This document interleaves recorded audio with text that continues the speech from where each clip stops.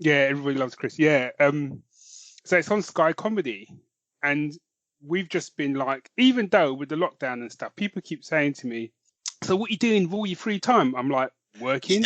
Right, I can exactly, still do man. 100% of my, because I work in IT, I can still do 100% of my job from home. And before lockdown came in, I was working maybe 2-3 days from home anyway.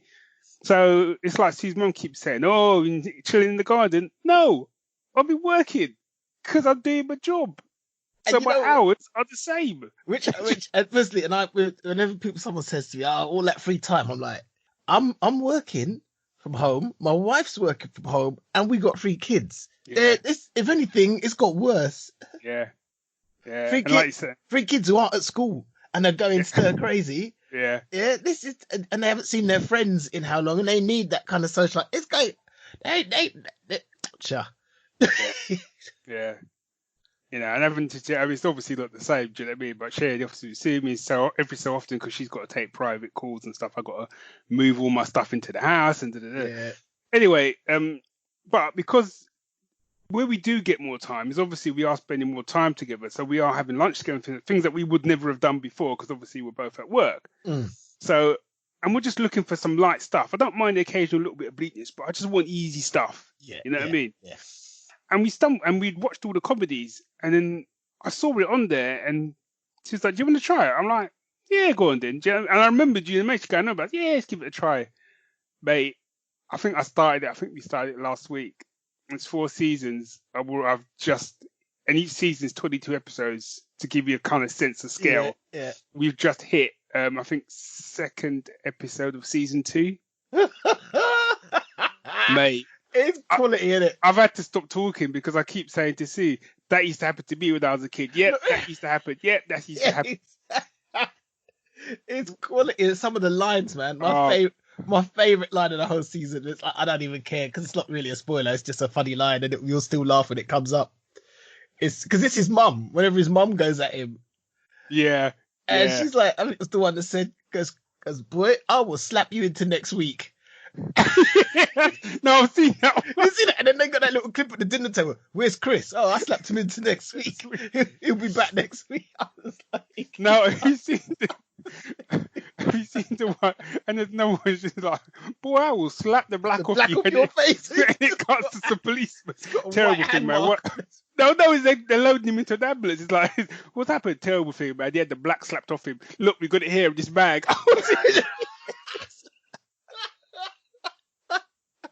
And then I think yesterday's when we watched, he was like, "Boy, I will slap you to another nationality." And and then you just see, then we'll sit there on the couch and there's a Chinese boy there, just in the same clothes. Oh, mad! It was literally like it's somebody made, even though it's in America. It's like somebody made a comedy of our childhood. Even down to the clothes, you know what I mean? Yeah, the clothes. The episode where he's got the corner shop has an arcade machine, same way our corner shop had an arcade machine, and it had asteroids on it and all that. Oh man, I tell you, proper laughing, man. That's a quality show. You made me want to do a rewatch. Oh, you could. Oh man. Just a real belly laugh. No, it's on Sky Comedy. Oh, I ain't got Sky. You don't have now because we get it through Now TV because you had one. Yeah, we haven't got Now. No. Oh man, no, Chris, that show, man. And then that was the first time I came across Terry Crews. Yeah, you see, and I'm going backwards because I first came across Terry Crews watching 9-9. Yeah. You know what I mean? And then obviously he was in Expendables and whatever. And then I didn't realise he was in this. Yeah, but him and the after that, I was like, anything you put Terry Crews in, I'm all over it, man. Yeah. It's just... And the next time I saw the guy that plays Chris was Walking Dead. Oh, was he in that? He turned up in that for a season. Oh, okay. His name was Noah. And it was weird because he'd grown up a bit. And in my head, that kid's not meant to grow up, you know? Yeah, it's just wrong. But you know the Italian kid, like his best mate. Yeah. Did you know he's his best mate in real life? There's the older, obviously because it's narrated by Chris Rock in it because it's based on his life. but he actually has an Italian mate from when he was a kid, and it's based on that kid, and they're still mates. There was a picture up Sue showed me. It was a picture of him and the guy. Okay. And that just made it another notch. That just nice. You know what I mean? But it's a really funny show, and I got to say as well, it's really inventive. Go on. Do you know what I mean? As in, like things like I'll slap you into next week, and it just cuts to, and it almost the little cutaway scenes. Yeah, it almost feels like it was doing the stuff that like later comedy does now, but it was doing it back in the day. Do you know what I mean? Yes. Because I don't know when that came out with like Scrubs. I don't know timing wise. I don't know if Scrubs was running before it or not. I don't know. But a lot of the stuff it does, Scrubs does. Yeah. Yes, that's true. You know what I mean? I'm loving Scrubs because the thing, just talking about Scrubs, is that the two main characters from Scrubs, they're still mates, and they've got their own. They got their own podcast now. Fake Doctors, Real Friends, and I'm just like, little things like that, just kind of make you feel good about the world, don't they? That's what I'm saying, man. I don't like when they have them sort of things, and you find that they don't. It's like Moonlighting still burns me that they never got on. Oh man, yeah. I know. What's the other one where the characters didn't get on and it just kind of left a sour taste in your mouth? Some we were watching recently. I don't know. And it was based on old movies with Mel Gibson. Oh, Lethal Weapon. Lethal Weapon. Yeah, man. And I heard that. Yeah, that hurt, man. It did. That hurt because I loved that show, and that show would have so dropped if that was running now, man. Yeah. So it goes. Yeah. Anywho, I'll probably put this in somewhere. Yeah. So,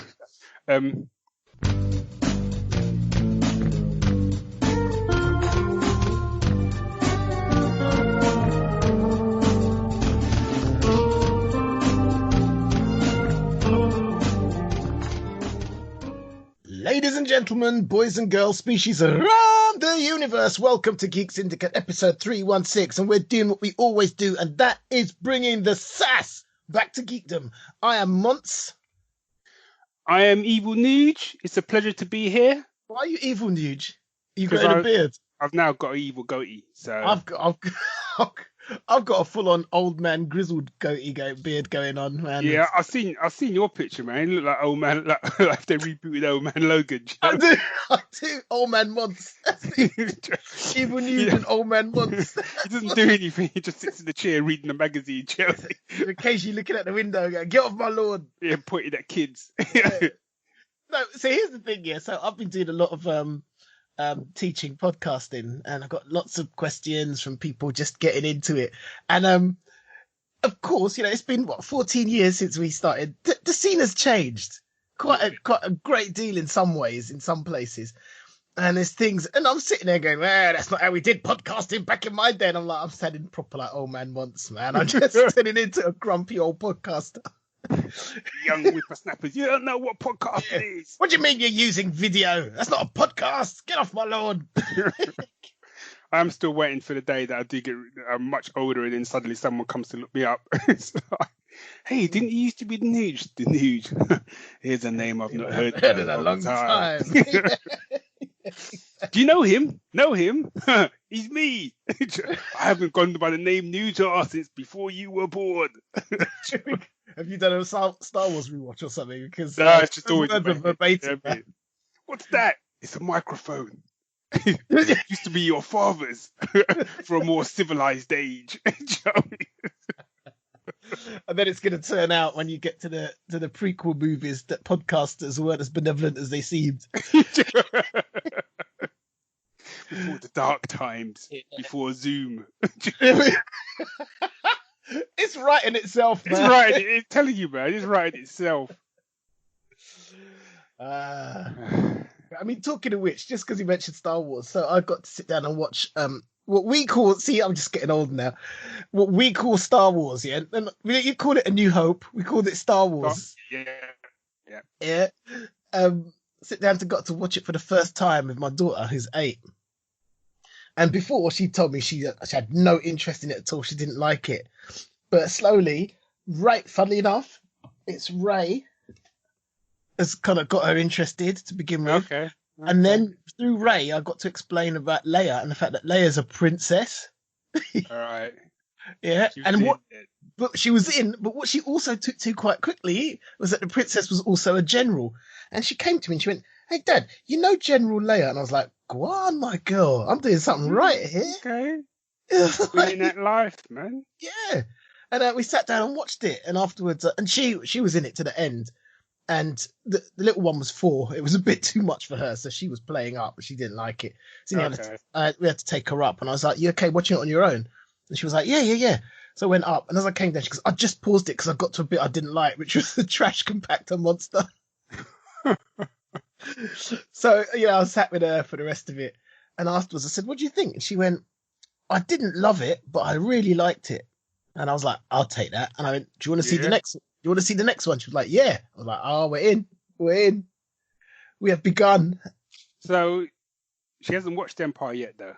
No, Okay. So does she know? somehow she knew, Oh, okay. which Okay. is a shock That's a because shame. I wanted to see that face. You know what I mean? Yeah, that's a shame, man. We had That's a with shame. because like again, there was no internet dropping rumors when we watched No, it. they weren't, man. No idea what Darth Vader was to Luke. And I was trying to explain this to someone who didn't, he just couldn't understand the concept that there was only like Star Wars and then there was only Empire Strikes Back. And then we had to leave the cinema knowing that like Luke was Vader's son and you know what I mean, the rebellion seemed to be in tatters and Han Solo was like a, you know what I mean, a frosty ice cube heading to Jabba. And we had to wait like 2 3 years or years, something, yeah. something stupid like that, you know what I mean? And and they just didn't get it. And I said in many ways, I said that was our Infinity War. That was our snap. Do you know what I mean? Yeah. Because Yeah. also the way Star Wars, I mean, let's you know, what I mean, let's not look at it with rose tinted glasses. Yeah. Start blatantly, it was never started out as Darth Vader being Luke's father, and Leia was definitely not Luke's sister when they first wrote Star Wars. Do you know what? The only things, because I mean, let's be honest. You know, we all know the whole Jedi robes were never supposed to be looking like that because that's Yeah, just what Ben Kenobi wore and in the blah, blah, blah, desert. blah. Yeah. The only one I would kind of challenge a little bit, and I feel it's the only. The problem is if you went and asked George Lucas, he'll go, "Yeah, of course I meant to do that." So it's always a bit difficult. Yeah. Is the Vader being his dad, and the only reason Ben, innit? is Ben. It's that moment when Yeah, Luke goes to bed. What happened to my father? And you see him visibly take a pause, like, yeah, okay, that's I've got true. to spin the That's line true. of bullshit now. Come on, Ben. You've rehearsed this for years. Here comes the time, and he just takes his time to phrase what he's saying. No, that Do you is know what I true. mean? That is true. That's The the Luke, only thing for me where I'm like, nah, I something about that. I feel that he was always going to be his dad.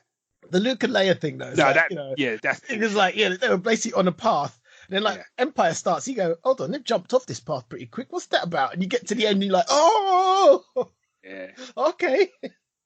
But I gotta say, fair play to George because obviously what he was reckoning, the thing with the thing if you're gonna build a love triangle into like a film or you know what I mean, but whatever is it's got to be a believable one. Yeah, And when you're trying to build a life, where you've literally got a farm boy, a reckless devil may care smuggler with a heart of gold. I love that. That's just I mean, you know what I mean? It's not really much of a. yeah, I It's know. not much of a choice for Leia, was it? You No, know, not so really. I'm Given trying that, to. she's not no wide-eyed innocent. You know what I mean? She's fought wars, man. Hey, she's hardcore. She was the most hardcore out of all of them. She was. She was. Look at us discussing Star Wars like it came out yesterday, and Yeah, man. and the things we're excited. I know. I The mean, thing is, that says something, man. the thing is something I'm thinking about doing, and then maybe we might have to discuss it on some podcast. I don't know. I'm thinking about doing a rewatch of the whole thing, but in the chronological order, So starting with the prequels, starting with the prequels. Then would you chuck in the Clone Wars and Rebels in there? no, I mean I ain't got that level of time. Do you know That what I mean? literally that's the only reason. I That mean, I I've got to wouldn't. say the because Clone Wars is just. We'll get on to the questions we were going to take, but so Clone Wars is just finished. Yeah, Have you watched it yet? I'm halfway through. Okay, I won't say I won't. So obviously I've watched them all, and I have to say, as much as I had problems with the prequels, I'm interested to see how my rewatch goes with that. But God bless George for doing them prequels, because if he hadn't done the prequels, he wouldn't have got the Clone Wars. And the shame of it is that the Clone Wars cartoon finishes, as in it doesn't the cartoon doesn't go on to sort of do Revenge of the Sith. Do you get what I mean? Yeah, yeah. Because the way they do, before you even get onto Ahsoka, who's just, you know what I mean, money.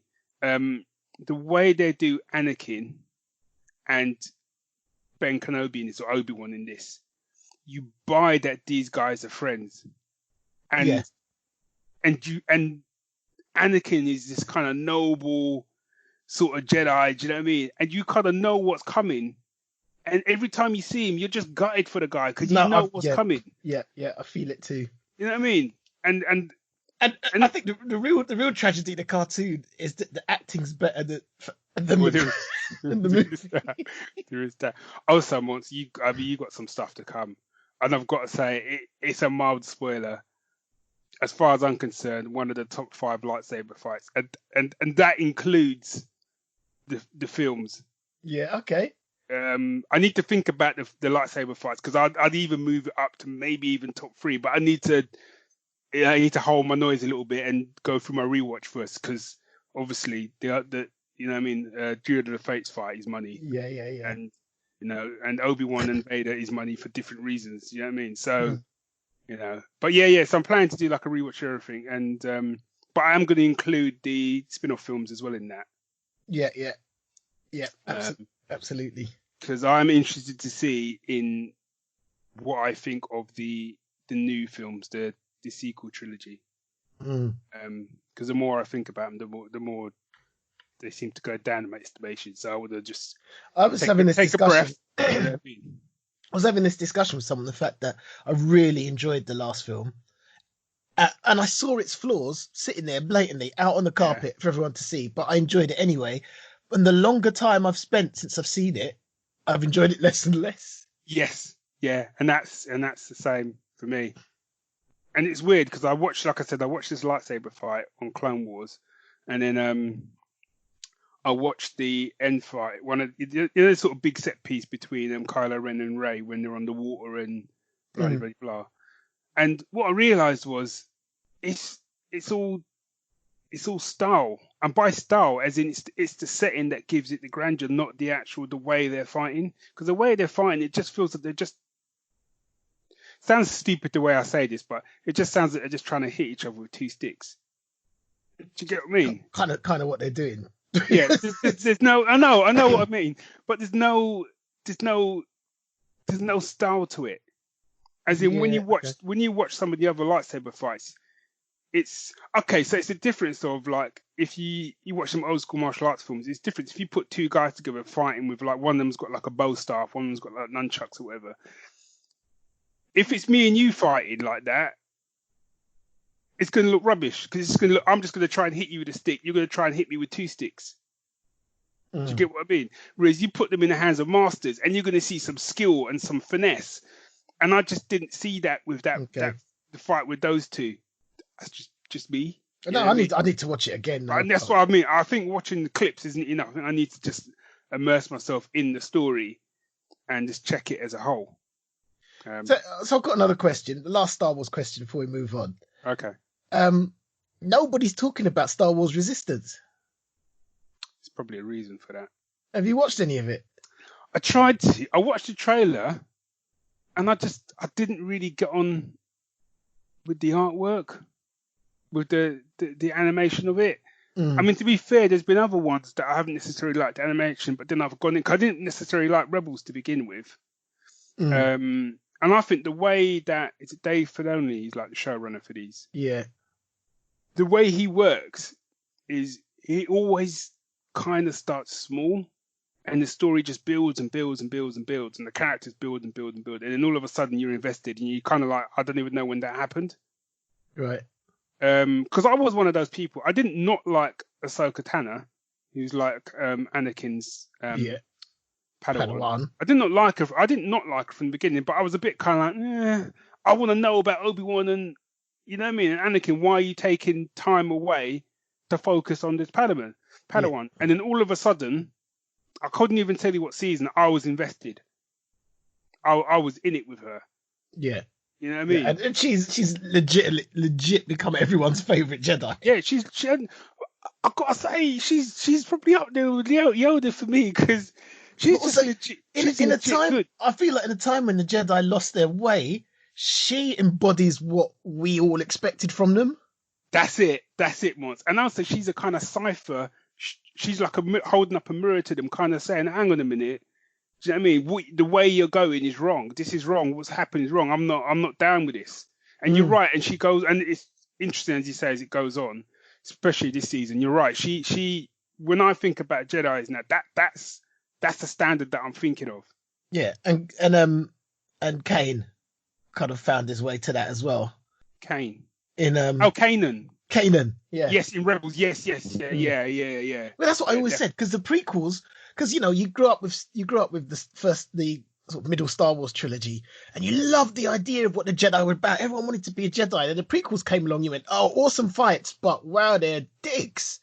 yeah, And then Clone Wars just took that further. Then Rebels made you start to believe, but it was, Rebels provided such a beautiful context to the whole thing. And then Rebels made you go, this is probably how they started. The Jedi started. I'm starting to see again what it was I first believed in, and it kind of builds you back up, yeah, and it rescues the Jedi, really, yeah, in my mind. And it yeah. was interesting. I mean, I think at the end of the day, the concept of the prequels was fantastic, but the execution was, Flawed. yeah. I, Hey, I go think on. as well. Before we go, I just got to say, I'm loving but it. I'm loving. The problem is, I I'm got to loving this. say, the thing with like the prequel trilogy, which I didn't realize until I started to watch Clone Wars as Clone Wars went on, was because I went into that with the Jedi's are the good guys, and I kind Mm, of left the third film. This is what I'm talking about when I initially saw it, thinking the Jedi's are the good guys, Jedi's are lost. And why were the Jedi's a bit dickish? I didn't really like them. You know what I mean? And I was putting the blame on the way the film was made and the acting and blah blah blah. Then when I started to watch Clone Wars and on subsequent rewatches of prequels, I realized that was the point. The point was is that they had become mm. overblown, they had become arrogant, and all the rest of it, to the point of when you actually listen to, like, when you get to the emergency powers and you basically announces there's going to be a galactic empire. Mm. When you actually listen to what he says, Mons, you can't even argue with the guy, No. because what he's saying is he said the Jedi tried to stage a coup and tried to assassinate me. That's what they did.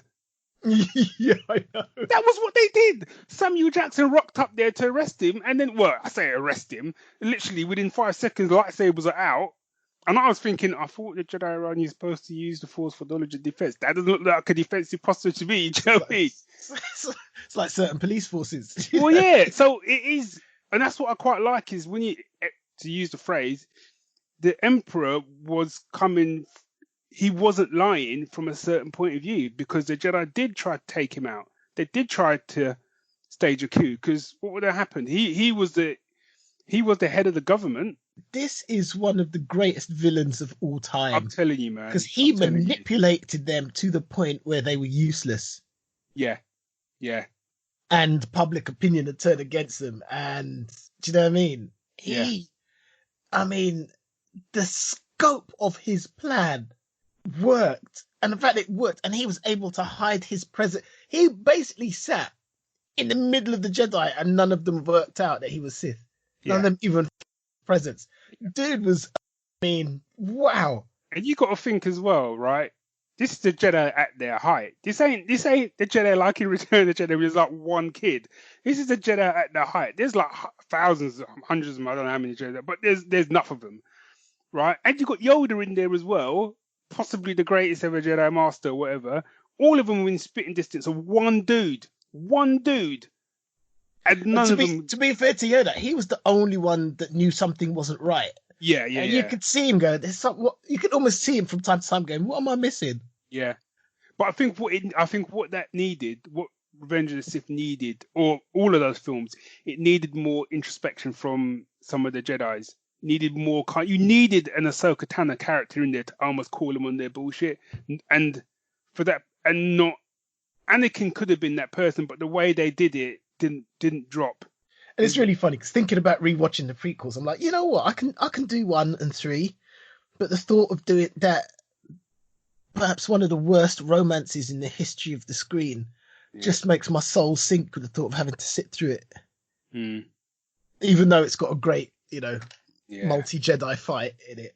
I know I'm gonna have to struggle with not hitting the skip button, but we'll see how we go. And I think it's really interesting that I mentioned Resistance, and we skimmed over it, and I can't even remember what we said. So I'll just say I think I watched 3 or 4 episodes. Okay. I think that must have been maybe a couple of years ago. Always meant to go back. Nothing has brought me back. And I was like, maybe I'm going to take it off my list, because part of me was going, I've got to watch it because it's part of this Star Wars saga. I'm like, you know what? I actually don't, do I? Yeah, because it's set after, isn't it? Obviously, I'd not enjoy. Yeah, because it's set before.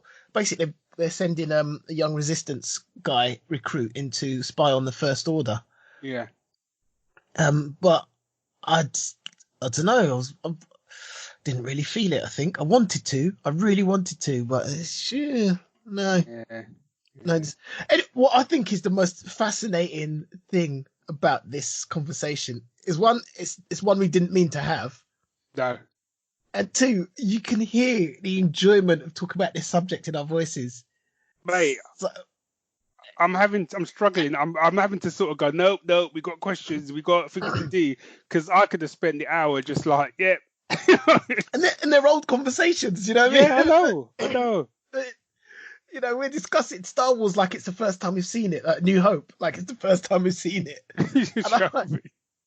And also, and it's still watching it with Alana, and they go to that, they go to take on the Death Star, and that fight, that dog fight in space. And I'm sitting up in my chair a little taller, and the music's playing, and Porkins going, and it's coming. I'm like, this time, Porkins, pull up. This time, pull up. No, not again. It's like, not again. And I don't know, feel it. Yeah. Right, come on. Yeah. So we were.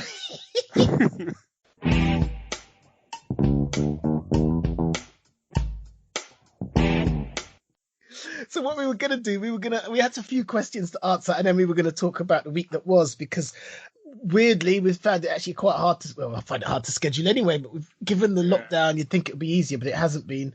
So it's been a while. So let's see where we're at. Let's start with some questions. What we got? Okay, so first question we got is on Facebook, which comes from Dion. Hey, Dion. Have either of you seen Devs? It's on my list. I've seen the first 2 episodes. Weirdly, I actually watched the second episode yesterday. It's weird. The pacing is really. It is quite slow. I think the pacing's quite slow in it, or maybe a better term is deliberate. I don't know. And so basically, the plot of this is kind of centered around this sort of couple who work at this, effectively a kind of Google type company, led by this sort of charismatic sort of head guy, and they're sort of both sort of coders there. And the boyfriend gets involved in their sort of top secret project, which is called Devs. To say any more would give some of what happens in the first 2 episodes away. But it's. I don't even know I'm not even sure if I even like it or not. It's uncomfortable. Wow, that's weird. That's what I mean, but it's uncomfortable. It's uncomfortable watching, and maybe that's where it's coming from. Alison Pill is in it. Yes, she is. Yeah. So, of Star Trek Picard fame. Yeah, I mean the acting's quality. Do you know what I mean? But I've also got that thing of I need to know what's going on. I need to know what the bigger picture is, and I think it's 8 episodes, and I want to say it's self-contained, or the guy who does it, he did Ex Machina, which I've still not seen yet. Alex Garland. Yes, yeah. So I know he's got a bit of a weird sort of off-kilter style anyway. So I want to see how it ends up. So I'll probably will stick with it for the series. And something really interesting happened in the second episode where I'm like, I don't know what's going on, what the end goal is. Do you know what I mean? So yeah. So I'm intrigued. Interesting. say I'm like properly hooked, but Because I'm intrigued. I think what's interesting for me is that, well, I don't know, given how much I have seen, I know already. I don't think Siobhan would be interested in that, and I'm struggling to watch stuff that I would usually watch on my own because there's no space. Yeah. And stuff I'd usually put my iPad and watch on the way. So it's like, I don't think I'm gonna get to it because I'm watching too much other stuff with Siobhan, and there's no time. So, which is a real shame because it sounds interesting. Yeah. Well, it's all they've dropped all the episodes, I think, on iPlayer. So it may all be one you might get around to in, I don't know, a while if it's still sitting on there. But I'll let you know how it turns out when I finish it up. Okay. So his next question is, he's on Audible now. Any particular recommendations on Audible? I'll say really quickly that I'm currently doing a reread of all the David Gemmell books in chronological order via Audible. Is this Dion? This is Or Dion, you? yeah. Okay, right. Oh yeah. no, I am. I'm Right. doing Yeah. But I'm recommending to Dion unless he's read all David Gemmell. But I would, if you've not done it via Audible, via audiobook, I would recommend it because the narrator is off the chain good. For the David Gemmell, I'm currently doing Legend of Deathwalker at the moment, and it's great. And I've just picked up they do some audio dramas on there as well, which I didn't realise. Yeah, they do. They do. Because you the one who kind of, you're sneakily, although you say someone put you onto it, but you know what I mean. That Danger 5 show, they've got audio dramas on Audible, haven't they? I've got to get on that. So but I did download because I pay for it monthly, so I get the credits.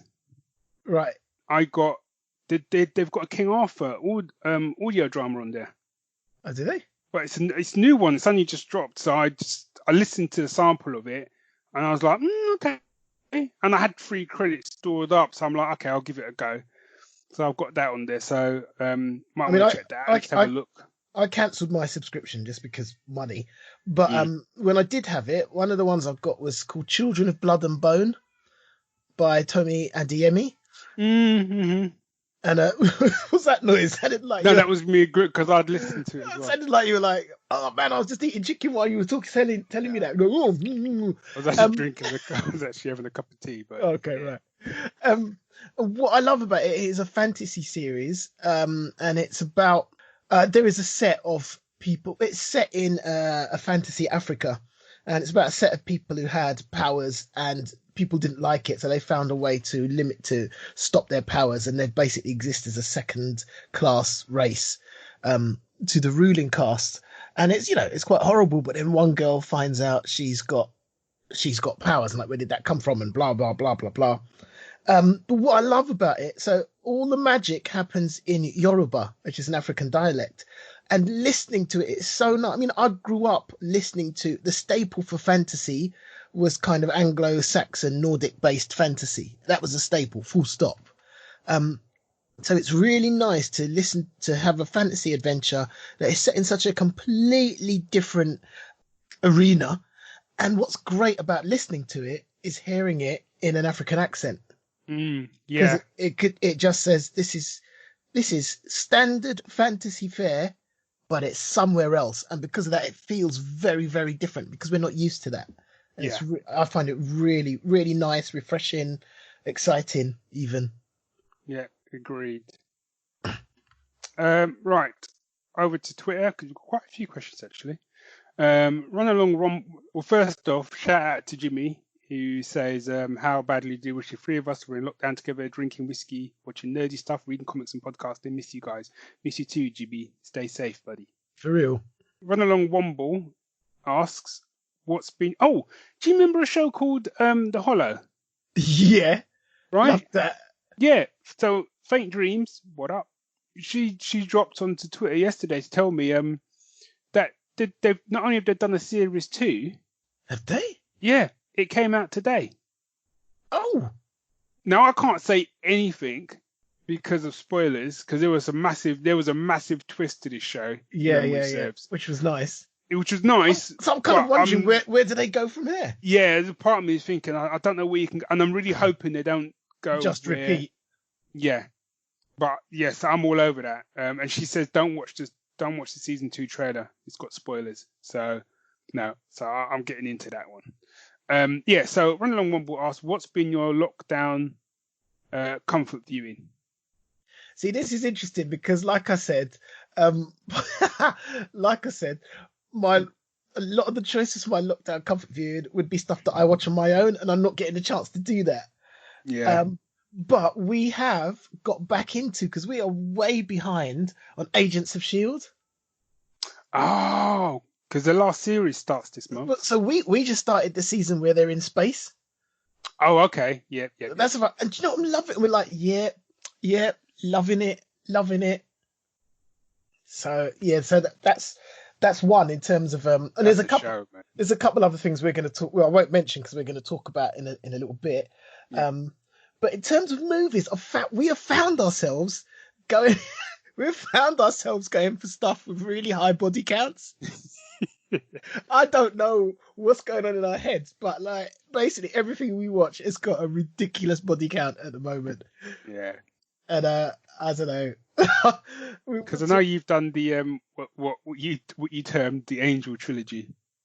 The Angel trilogy. Yeah, that's what you called it. It was Angelus. Is it Angelus Fallen? Angels Fallen, Olympus has fallen, London has fallen. Yeah, that's it. Yeah. I'm like, with the third one, I was like, right, there's been so many people die. Let's try and keep count. I couldn't keep up, man. And then we watched Extraction, and there's a big, huge the body count in that. It's not even worth it. And then we watched Six Underground, and I'm like, there's the amount of people dying in this is just ridiculous. This is when I said to it, it's literally Michael Bay walked into the room. It's like, right, I want slow-mo, I want fast cars, I want free running, I want guns, lots of guns. Did I say slow-mo? Magnets. And magnets. I want lots of magnets and lens flare, and then just walked out. Now make it. Do you know what I mean? Yeah. No, I know it's just yeah. But body counts, man. That for some reason that's what's doing it. I don't know why. For me at the moment, I've gone way back into time and finally started watching Everybody Hates Chris, which is narrated by Chris Rock, and it's 4 seasons, and I'm just loving it. It just puts a smile on my face. I mean, where we do get more time is obviously we are spending more time together, so we are having lunch together, things that we would never have done before because obviously we're both at work. So. And we're just looking for some light stuff. I don't mind the occasional little bit of bleakness, but I just want easy stuff. Yeah, you know what I mean? Yeah. And we'd watched all the comedies, and then I saw it on there, and she was like, "Do you want to try it?" I'm like, "Yeah, go on then." And I remembered you and Mate going, "No, but yeah, let's give it a try." Mate, I think we started it last week. It's 4 seasons. And each season is 22 episodes to give you a kind of sense of scale. Yeah. We've just hit. I think 2nd episode of season 2. Mate, it's quality, isn't it? I've had to stop talking because I keep saying to Sue, that used to happen to me when I was a kid. Yep, that used to happen. Yep, that used to happen. It's quality. It's some of the lines, man. My favorite line of the whole season. It's like, I don't even care because it's not really a spoiler. It's just a funny line, and you'll still laugh when it comes up. It's because it's his mum. Whenever his mum goes at him, yeah. And she's like, I think it's the one that said, "Goes, boy, I will slap you into next week." No, I've seen that one. You see that? And then they got that little clip at the dinner table. Where's Chris? Oh, I slapped him into next week. He'll be back next week. I was like, no, have you seen the one? And there's no one just like, boy, I will slap the black off your face. And it cuts to some policeman. Terrible thing, man. What? No, they're loading him into an ambulance. It's like, what's happened? Terrible thing, man. He had the black slapped off him. Look, we got it here in this bag. And then I think yesterday's when we watched, he was like, boy, I will slap you to another nationality. And he's just like, and then you just see them all sitting there on the couch, and there's like a Chinese boy there. It's just in the same clothes. Oh, mad. It was literally like if somebody made, even though it's in America, it's like somebody made a comedy of our childhood. Even down to the clothes, you know what I mean? Yeah, the clothes, the episode where he's got the corner shop has an arcade machine, same way our corner shop had an arcade machine, and it had asteroids on it and all that. Oh man, I tell you, proper laughing, man. That's a quality show. You made me want to do a rewatch. Oh, you could. Oh man. And then that was the first time I came across Terry Crews. Yeah, you see, and I'm going backwards because I first came across Terry Crews watching 9-9. Yeah. You know what I mean? And then obviously he was in Expendables and whatever. And then I didn't realize he was in this. Yeah, but him and the mum. After that, I was like, anything you put Terry Crews in, I'm all over it, man. Yeah. It's just. And the next time I saw the guy that plays Chris, was Walking Dead. Oh, was he in that? He turned up in that for a season. Oh, okay. His name was Noah. So and it was weird because he'd grown up a bit. And in my head, that kid's not meant to grow up, you know? Yeah, it's just wrong. But you know the Italian kid, like his best mate? Yeah. Did you know he's his best mate in real life? There's the older, obviously because it's narrated by Chris Rock in it, because it's based on his life. But he actually has an Italian mate from when he was a kid, and it's based on that kid, and they're still mates. There was a picture up. Sue showed me. It was a picture of him and the guy. Okay. And that just made it another notch. That just nice. You know what I mean?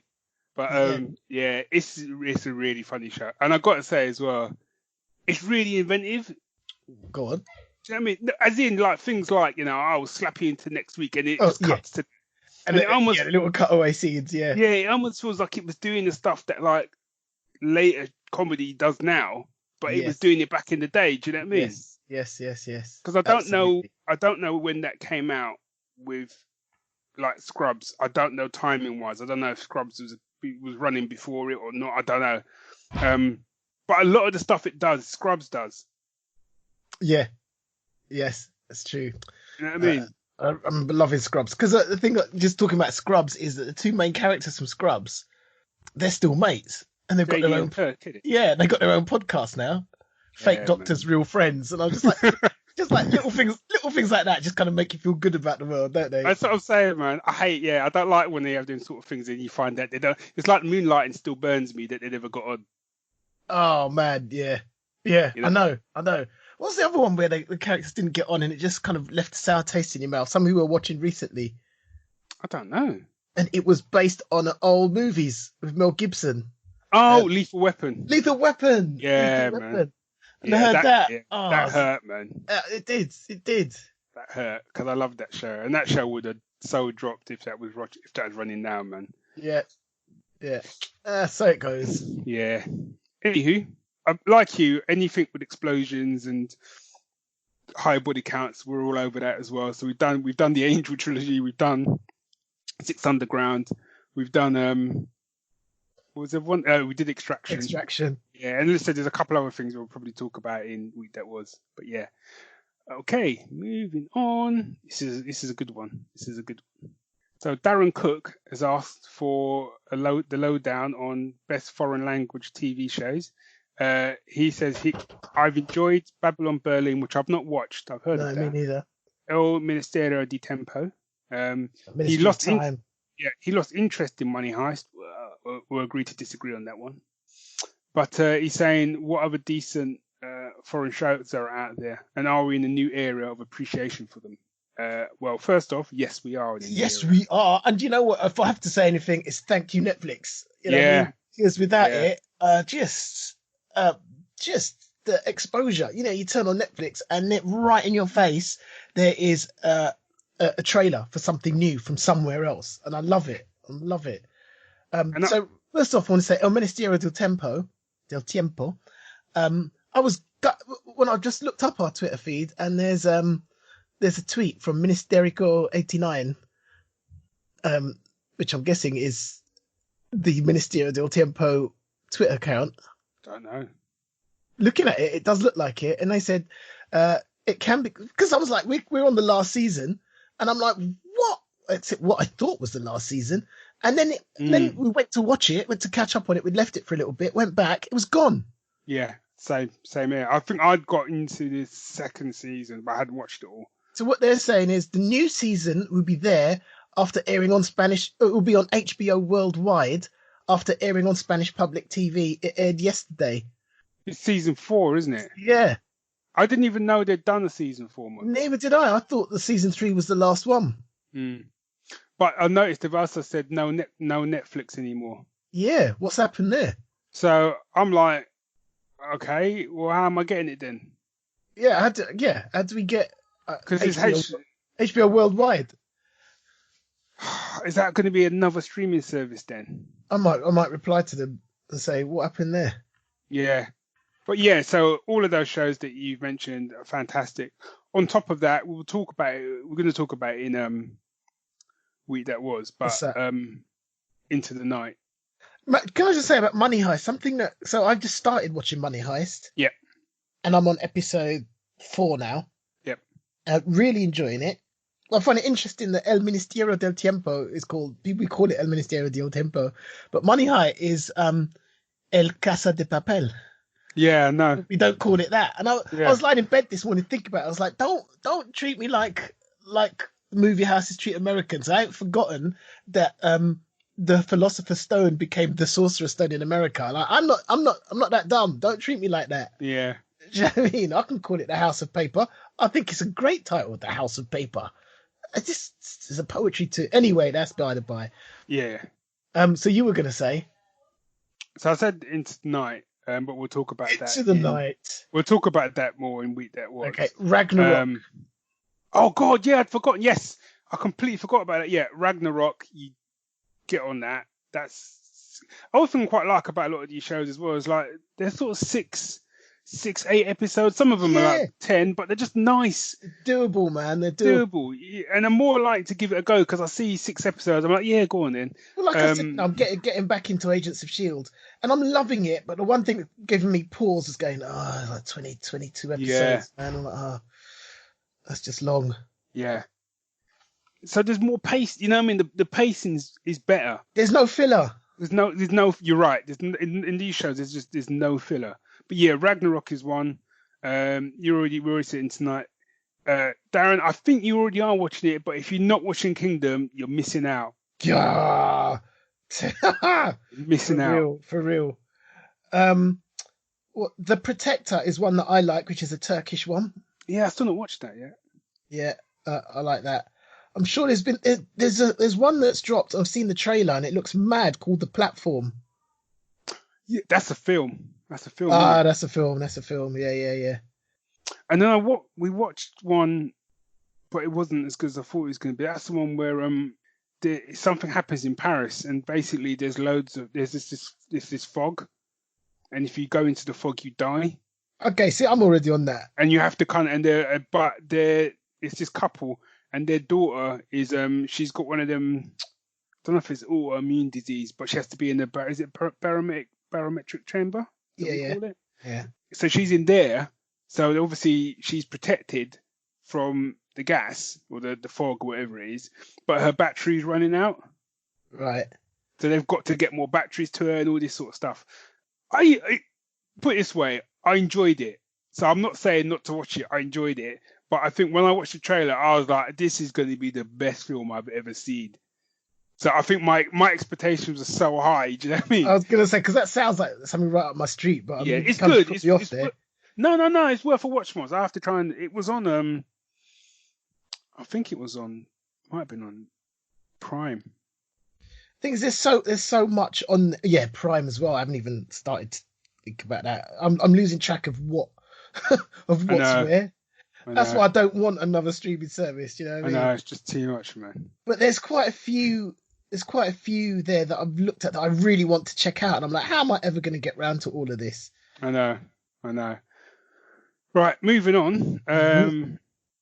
So, Alistair, I'm trying to skim some of the questions. If people have asked loads of questions, I'm just cherry picking a few. So, Alistair Stewart, hey, Alistair. Caught up in any shows that you meant to get to? What? Oh, caught up in any shows you've meant to get to while we're in lockdown? I think the previous question kind of covers that, really. Yeah, just should. Yeah, I haven't really caught up on. Oh no, yes, I suppose. Yeah, I've always wanted to watch that. Everybody Hates Chris, so I suppose that's one of the ones for me. And there's some other ones that I have kind of caught up on, but nothing really stands out at the moment. Oh, Brooklyn Nine-Nine we're catching up on, mainly because we're just waiting until they drop seasons for free on at Netflix. or Prime, whichever one it's on. I think it's on. I think it's on Netflix. Mm. No, there's actually quite a few shows I still need to get back to be honest, like Dark and The Rain. Oh, they're two foreign shows I should have said. Dark and The Rain. Thanks for dropping that. There we go. What comfort food movies do you have? We've already covered that. Angel trilogy. Anything with a high body count? Do you know what I like? Because I could do like a good old detective story and discovered so we watched the Knives Out. Yeah, so did we. That was much better than I thought it was going to be. Yeah, it was a bit odd, but I loved it. Yeah, I enjoyed it. I enjoyed it actually. I know Daniel Craig was just weird, but it was like compelling. You couldn't stop watching it, even though it's like, what is happening here? But I was like, yeah, okay. Really enjoyed that. It was like sort of classic old school. And another thing it's not really comfort food, but I watched we watched The Tiger King. I can't even go near that. I just it's like too much madness for me, man. It is. But we watched it like literally on a Sunday. We watched the whole thing on a Sunday, and I thought I wasn't drunk enough. Because just when you think it couldn't get any more crazy, it then got more crazy. I spent most of the episode with my mouth open, going like, "What the hell? What kind of place? Who are these people?" You know what I mean? Apparently, they're going to make a TV show out of it now with Nicolas Cage. Yeah. Someone was saying this is what I was afraid of. They're going to take all the wrong messages from it. Yeah. Well, yeah, exactly. Because there's some quite serious messages to take from it. You know what I mean? But yeah. Anyway, so most importantly, he asks if we're both doing okay. Struggling to hold on to my sanity with 3 kids at home, but yeah, you know.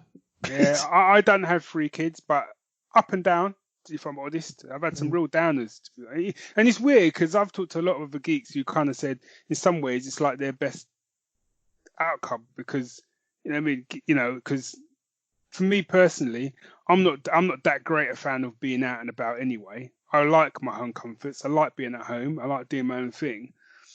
But for me, it's the weirdness of the reality that's going on outside of all of that.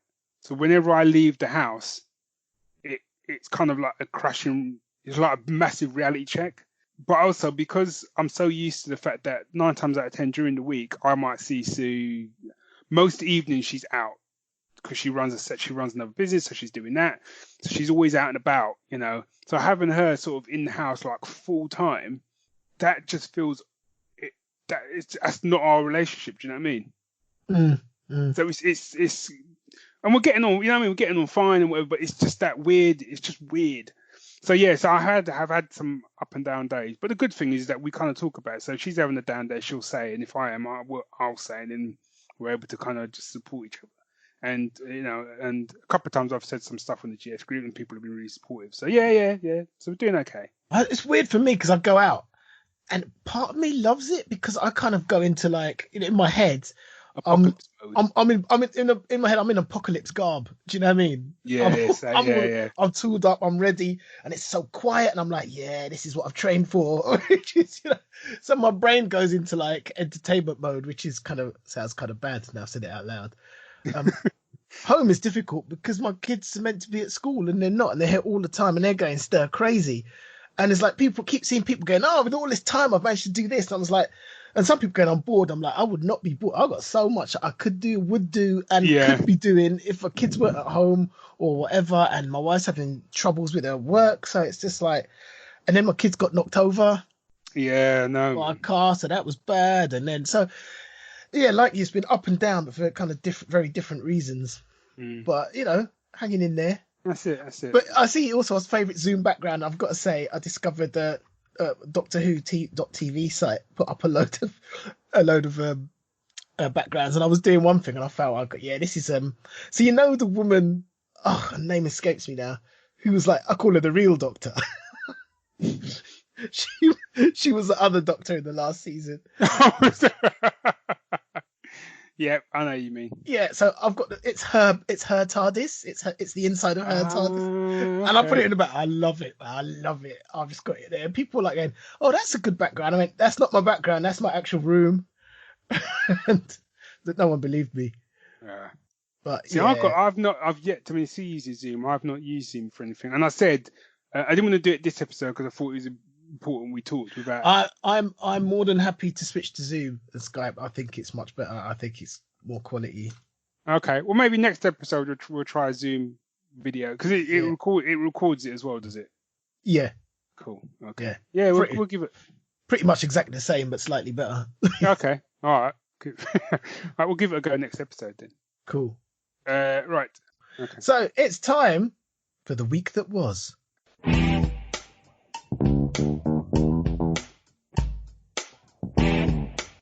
Should we start with Into the Night? Because I've been sitting on this. I just want to talk about it.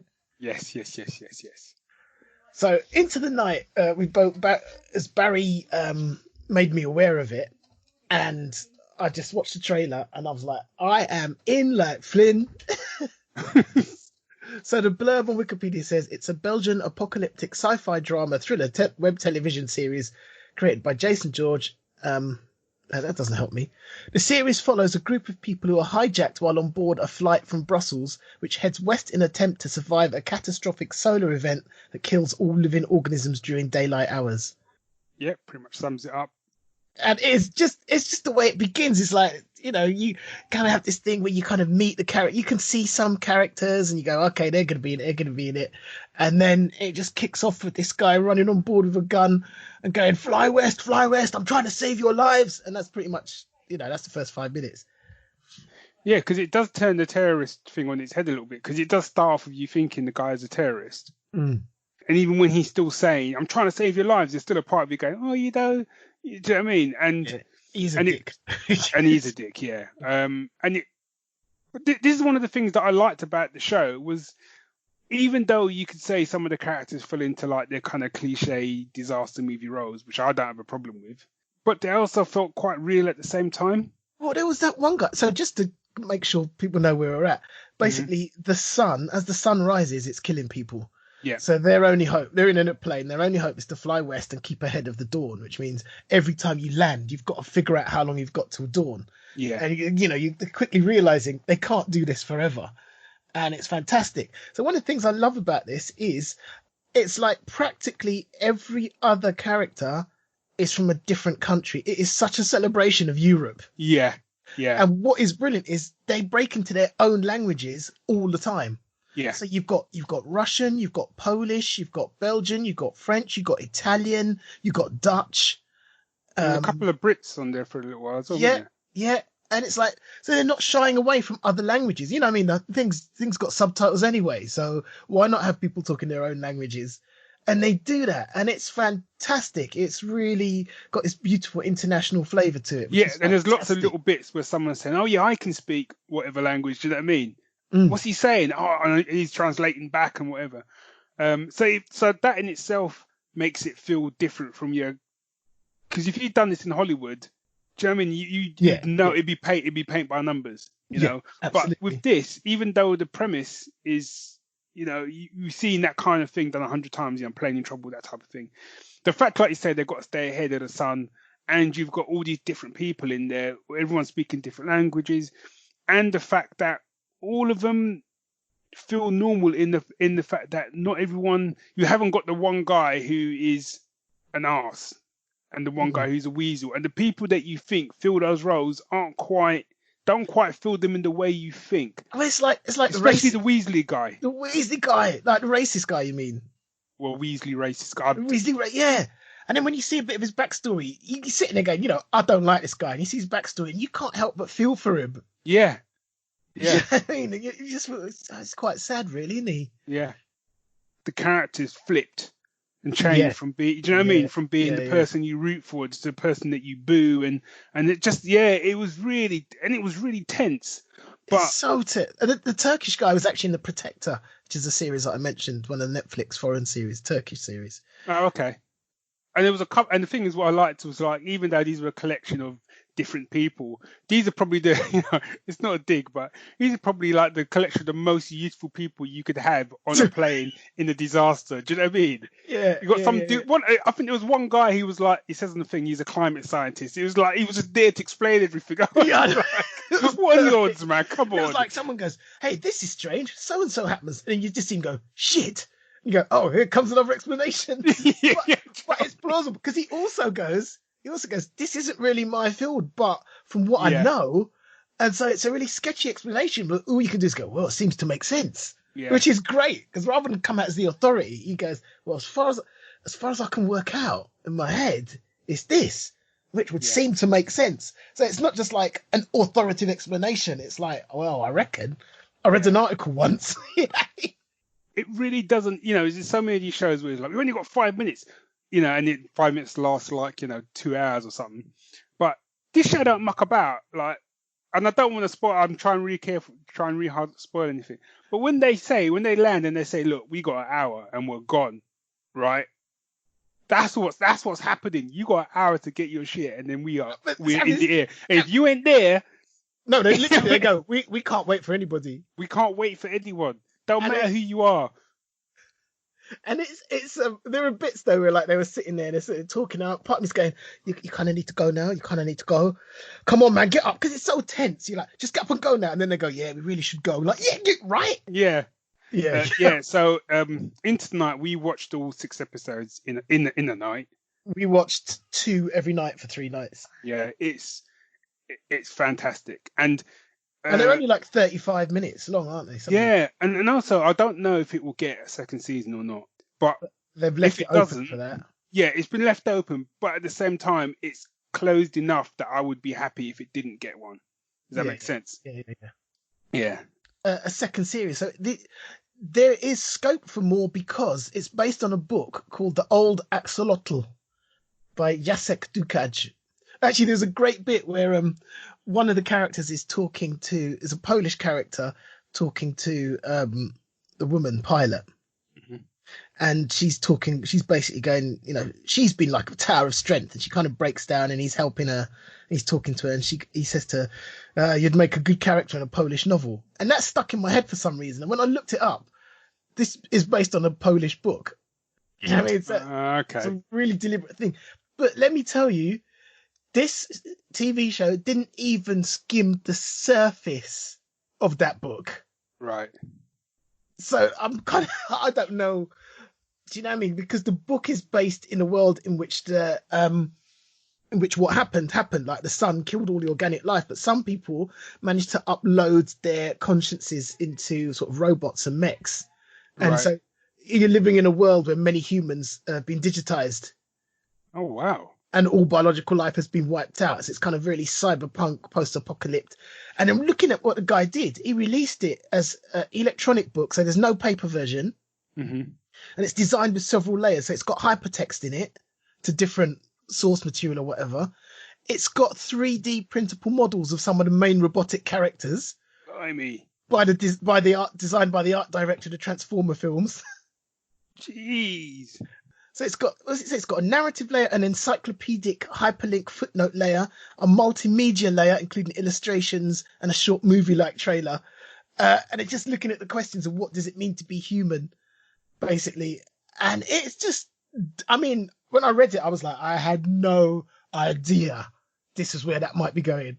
And I kind of think the show's gone its own route, to be honest. I can't see how to pick up on that, but yeah. Wow. I know, totally like, what? Sounds fascinating, but okay. There you go. I want to quickly mention a comic. So comics in general, I've been sort of struggling with just because sometimes my head's just not in the right place. Although I have been reading a lot of Dr. Alpra, if I've said that right. Is that? I've seen that. Is it worth a read? Mate, I love it.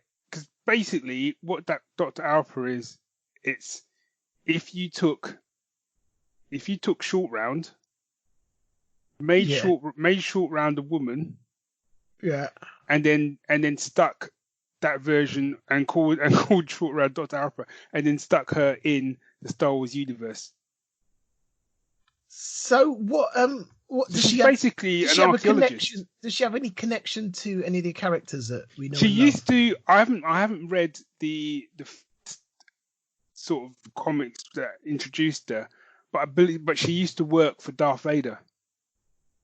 Sort of finding relics and stuff like that for him, and then obviously she did a runner or whatever, And she's this kind of really irredeemable character. She's basically like what Han Solo would have been like before Star Wars, but also with that Indiana Jones vibe.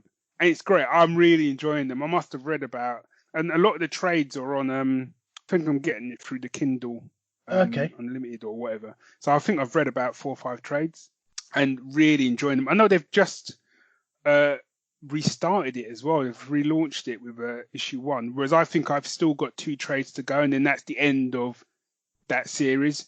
So I think I want to finish that off first and then see where I'm at and whether or not I want to continue or not. But yes, that's good fun. I was meant to talk about it, but yeah, that's good. I think it's worth having a look. See, you know what I mean?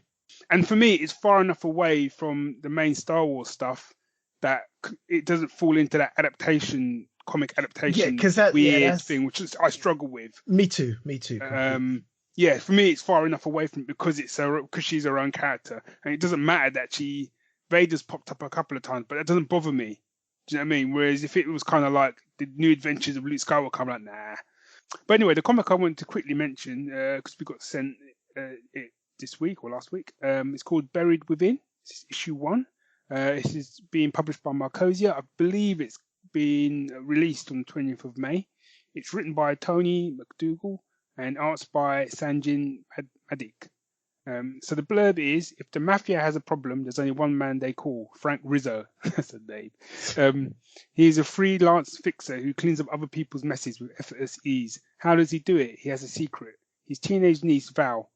She is blessed with a psychic ability that many would call a curse. When she comes into contact with another person, she can see what is buried within. She sees things you conceal deep within your mind, hidden fantasies, secret desires, and taboo secrets appear to Val as plain as day. Nasty. So basically, did you ever watch a show called Ray Donovan? Or heard of it? Name rings a bell, but yeah, he's a fixer in Hollywood. I think I watched the first season of it, maybe in the first 2, and it was good, but it was at a time where I was kind of like I was watching too many bleak things, so I sort of jumped ship. But Tony sort of describes it as this sort of Ray Donovan type sort of premise, and he's right, it is. But it's almost like if you had Ray Donovan and then his niece was Jean Grey. Right. Okay. Yeah. And I read the first issue this morning over a cuppa, and it's really good. I really enjoyed it. I'll give you warning up front. They drop a couple of N-bombs in there, but the way and it is racist, but the way they do it is within the narrative of the story. Okay. Especially with sort of Frank Rizzo's background and his niece, because his niece is mixed race. Right. And the way, and there's a bit where it kind of it flashes back to see what his reaction was to finding out about her powers, and then it flashes back further to see, and then he basically says to her, "Well, show me." So she touches, and she could then see in his mind, and she sees some stuff that she didn't need to see, and basically that let's just say she was quite surprised by some of the things in his past, and they sort of work through it. But it's really I really enjoyed it. It was a really entertaining first issue, and it was intriguing enough for me to see where it goes, because they both basically work for the mob, just doing little fixer jobs to convince people to kind of do things, and it all goes a little bit Pete Tong by the end. Right. Yeah, so that's Buried Within. It's on Comixology at the moment. That will be from the 20th of May. Okay. And the art was really, sorry, I should have said, the art's really good. I actually really like the art, and they do some quite clever things with lettering when she's kind of talking to her friends via social media. But even though it was clever, it took me a second to figure out what was going on. It just sounds like it's straight out of a TV show. Yes, it does have that. It's the sort of thing you could put straight on as a TV show. Cool. I haven't had the time to sit down and read a comic or a book or nothing. I'm finding it really stressful because I really want to. I've got such a list, but it's like, just ain't gonna do it. Unless I'd rather, we joked the other day saying, instead of watching something, should we sit and read in companionable silence? So there's a comic I've been meaning to read. I read the first issue and I liked it. And while we've been talking about Into the Night, I'm like, hold on, what does this remind me of? Um, and it's a comic from Image, from Top Cow, part of Image, called Eclipse. So there's a comic called Eclipse. I think wow, 4 trades. Okay, so the first trade collects the first 4 issues. It says, imagine if sunlight burned you alive. In the near future, a mysterious solar event has transformed the sun's light into deadly immolating rays. The world's few survivors now live in nocturnal cities. But a killer who uses sunlight to burn his victims emerges, and when he targets the daughter of a solar power mogul, it falls to a disillusioned solar engineer to protect her. Ooh. Yeah, I remember reading it. Wow, it's just come back to me. Yeah, writer Zach Kaplan, artist Giovanni Timpano. Yeah, that's it. I remember reading the first issue and thinking that looks cool. Yeah, I like the sound of that. Yeah, sorry, just talking about Into the Night. I knew there was something. It was in my head. All right, sorry. Back. Right, you get one more. I just realised the time. Right, now I've got no more. I haven't read anything. Okay. No, I meant you got any. Yeah. Right. So I did watch the Meg. Oh, this is a Statham one, isn't it? With the shark. Yeah, with the shark. I loved it, man. I loved it. It's just pure action nonsense. Have you seen the film? It's a film where it's a daughter and her dad, and they're trapped it's a hurricane, and they're trapped in a house that's flooding. Oh, and there's alligators Panic. in Is there. it Crawl Space or Crawl? It's cruel. I think it's just cruel. I saw the trailer. I was up for that. Siobhan was like, "Nah," so I've got to wait. I've got to wait for a time to watch it on my own. Mate, you got. You know it was the one you put me onto with the sharks in the flooded shopping. Yeah, it's basically sharks it could have been set supermarket. It could have been set in the crocodiles same, in the basement. Yeah, it could have been set in the same universe where like the same kind of like mass events happen and all these things are happening. That's what it reminded me of. But it was great. I well enjoyed it. But the one I wanted to talk about I watched was Quake. Oh yeah. So this is a Scandinavian jobby, which was a sequel to a movie called The Wave. Now The Wave was intense, man. That was like wow. And The Quake is a sequel to it, which I didn't enjoy it as much as The Wave, but I still enjoyed it a lot. I felt like it was a much slower build up to the actual disaster. Yeah, I was the same as you in that I enjoyed it, but I didn't enjoy it anywhere near as much as The Wave, and it fell into the sequel trap for me. Like, really? Yeah. At least with The Wave, it made, for the main character, it made sense because he worked at the place which kept an eye on the dam and blah blah blah, and he lived in that town, so it all made sense. But then to take him, and then all of a sudden he's the only one again who knows something dodgy is going on, but this time it's on a bigger scale. I think my thing was as well, after last time, this guy's like a national hero. Why would you not listen to him? I know, yeah. It's like... I know. It's like, what? And it literally is a bit where he goes into like this big kind of weather center. You're trying to tell him, like, what do you know? Well, Philly knows a little bit more than you do. yeah, exactly. They all thought like, it's because he's got PTSD. He's not worth listening to. I'm like, wow, that was harsh. But yeah, it was all right. It was okay. Yeah, no, it was a good watch. But if that was the first one, I'd have come out going, I really enjoyed that. I'm not sure I'd have been excited for the second one, but having watched The Wave, I was excited for the Quake. Yeah, that makes sense. Yeah. I hope they don't do any more of him now. Give him a rest. Yeah. Because it's been through a lot, man. Yeah. Some good. I mean, the thing is, the film has some great moments in there, but just overall, it just lacks something that the Wave had in spades. Yeah. And I think you're right. I think a lot of it was the pacing in the Wave was just. It didn't take long, and then it was like go. There was no let up. Whereas this, I think, was much more lead up. And then even when things kicked off, it still didn't feel like go. If that makes sense. And it also felt a bit. I was like, this building's falling over. How come it's not fallen over yet? Yeah. It's like the Leaning Tower of Pisa. Yeah. But still, yeah. Good one. So, yeah, considering Yeah, so let us know how's your lockdown watching and reading turning out. Is it easier for you? Is it harder for you? For me, I think we discovered like it's easy for me, and well, watching some old shows has been easier. You know, we spent Mm. more time together, but stuff that I would watch on my own, it's gone. Reading time is gone, but that's because of my circumstances. So how's the lockdown treating your reading? How the lockdown treating your watching? Let us know. You know how to do that. It's the Geek Syndicates. It's the Geek Syndicates. It's the geeks at geeksyndicate.co.uk. You can hit us up on Twitter, on Facebook, on Instagram, and don't forget to check out the website geeksyndicate.co.uk.